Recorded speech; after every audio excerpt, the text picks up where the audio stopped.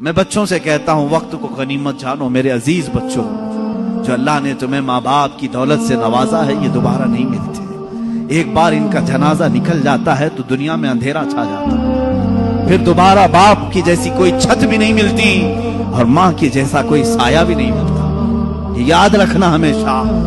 ایک نوجوان کو میں نے دیکھا تھا، وہ بڑا عیاش طبیعت کا تھا، ماں بیوہ ہے، بہت پہلے ہی شوہر کا انتقال ہو گیا تھا، بچہ صرف 4 سال کا تھا یا چھوٹا سا۔ جب سے وہ گھروں کے کام کر کر کے اپنے بچے کو پالتی تھی، جوان ہوا تو اوباشوں کی صحبت میں لگ گیا، بدماشوں کی صحبت میں آ گیا۔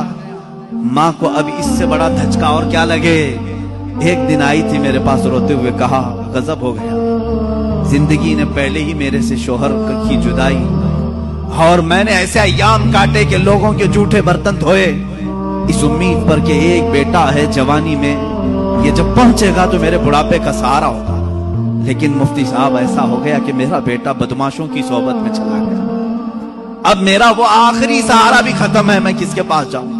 وہ غم کے مارے اتنا روئی تھی، میں جب بھی آج یاد کرتا ہوں اس خاتون کو تو مجھے تنہائی میں رونا آتا ہے۔ میں جتنی کوشش ہو سکی، میں کوئی بہت بڑا مؤثر آدمی نہیں ہوں، ایک چھوٹا طالب علم، سوچا کہ اس نوجوان بچے کو بلاؤں، اس کے ساتھ میں نے تھوڑا وقت گزارا، اسے سمجھایا تیری ماں کی قدر و قیمت کیا ہے، وہ ایک بیوہ ہے، ایک بیوہ ہے، وہ 4 عورتوں کے ساتھ بیٹھنے میں شرم کرتی ہے، کیا تو اپنی ماں کے ساتھ وقت نہیں بتاتا؟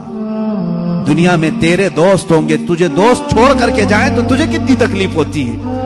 تو سوچ اپنی ماں کو، اس کے تو کوئی دوست نہیں، اور اس کا بیٹا بھی اس کو رات اکیلا چھوڑ کر جاتا ہے۔ وہ رویا میرے پاس، کہا کہ حضرت میں وعدہ کرتا ہوں اپنی ماں کے لیے میں کام کروں گا۔ میں نے سمجھایا، دوسرے دن کہا میں نوکری کے لیے تلاش میں چلتا ہوں۔ مجھے وہ بات آج بھی یاد ہے، تقریباً 6-7 سال ہو گئے۔ وہ نوجوان ہے ابھی بھی، وہ سنتا بھی ہوگا۔ اس نے کہا اماں سے میں کہتا ہوں میں نوکری کرتا ہوں۔ ماں اس دن بڑی خوش ہوئی، کہا حضرت آپ نے میرے بچے کو سیدھے راستے پر لانے میں بڑی میری مدد کی ہے، بس زندگی کی ایک ہی خواہش رہ گئی ہے کہ میں اپنے بیٹے کی کمائی کھا لوں، میرا بیٹا کما کر کے لایا ہو میں وہ کھا لوں۔ زندگی پر لوگوں کے جھوٹے برتن دھو دھو کر کے بچے کو پالا ہے، ایک بار میرا بیٹا کھلائے مجھے۔ وہ اس آس میں رہی، وہ بنگلور یا کہیں کسی علاقے میں نوکری پر گیا، مہینہ گزرا تھا، تنخواہ آئی اس کی۔ اس نے کہا تنخواہ سنبھال کر، پہلی تنخواہ میں اپنی ماں کو لے کے جاتا ہوں۔ وہ پورا اپنی تنخواہ، اپنی سیلری لے کر کے گاؤں پہنچا تھا، اسے پتہ ہی نہیں تھا اس کے گھر کے پاس بھیڑ جمع ہوئی تھی۔ جب اس نے دیکھا تو لوگوں نے کہا کہ تیری ماں کا رات میں انتقال ہو چکا۔ اس نے وہ پیسوں کا لفافہ اپنی ماں کے قدموں میں رکھا، آج تک جب کبھی وہ ملتا ہے تو پھوٹ کر روتا ہے، کہتا ہے میری ماں اسی آس میں دنیا سے چلی گئی کہ بیٹے کی ایک کمائی کھا لی، لیکن مجھ سے زیادہ بدنصیب کون ہے اس دنیا میں جو ماں کے کمائے ہوئے جھوٹے برتن کو دھوئے ہوئے کمائی تو کھا لیا، اپنے ہاتھوں کا ایک لقمہ میں اپنی بیوہ ماں کو کھلا نہیں سکا۔ اے نوجوانوں، کیا اسی کا نام زندگی ہے؟ کیا اسی کا نام ایمان ہے؟ تمہارے اخلاق تو وہ ہونے چاہیے کہ تم باہر جاؤ تو تمہارے ماں باپ تمہارے اخلاق پر فخر کریں، تمہاری ایک ایک کمائی کے لیے وہ آج بھی انتظار میں۔